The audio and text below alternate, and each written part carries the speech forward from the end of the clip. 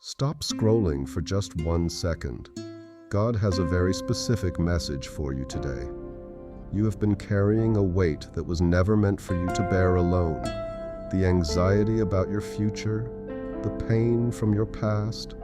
God is whispering to your heart right now, "My child, let it go." You haven't been forgotten.